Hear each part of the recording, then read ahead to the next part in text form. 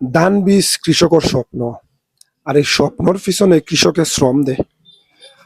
আর আমি আসলে কৃষকের এই স্বপ্নটারে বাস্তবায়ন করার লাগি সর্বোচ্চ সতর্কতা সহিত যত্ন সহকারে আমি কাজ করিয়া থাকি। আজকে আমার এনে দেখুন, দেখতে পারা এনে কিছু ধান বীজ, যে ধান বীজটা আমি আসলে বিক্রি করা শুরু করছি এবং বিক্রি করিয়ার এই ধান বীজটা আমি টেস্ট করিয়ার যে কতটুক জার্মিনেশন আর ঠিক আছে। এই টেস্টও আজকে ফালাইছি, আপনারা দেখতে পারা জাস্ট টিস্যু দিছি আর এই টিস্যুর মাঝে পানি দিছি। আর এই পানির মাঝে আমি বীজটা দিলাইমু, কতটুক বীজ জ্বালা আর ওটা দেখার লাগে, ঠিক আছে। তো এই জারটা হইল গিয়া 103।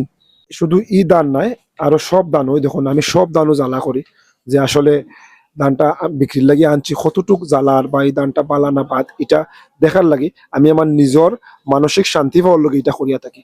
আর কৃষকরে দেখানির স্বার্থে, যে অনেক সময় অনেক কৃষকে মনে করেন যে আসলে ধানটা জ্বালা আন না, দেখুন আপনারা সিস্টেম অ্যাপ্লাই করবা আর সঠিক পদ্ধতিতে ধানটা ভিজাইবা, তখন ইনশাল্লাহ জ্বালা আইব, ঠিক আছে। তো দেখা যাক, আজকে আমি ধানটা টেস্ট করছি, ইনশাল্লাহ টেস্টও ফালাইছি, 2 দিন পরে আপডেট দিমু। আমি কিচ্ছু করছি না, জাস্ট খালি পানি দিছি আর টিস্যু দিছি, টিস্যুর মাঝে ধানটা ভিজিয়ে রাখি দিয়ার ইনশাল্লাহ ও পানিটা এই ধানে খাই লিব।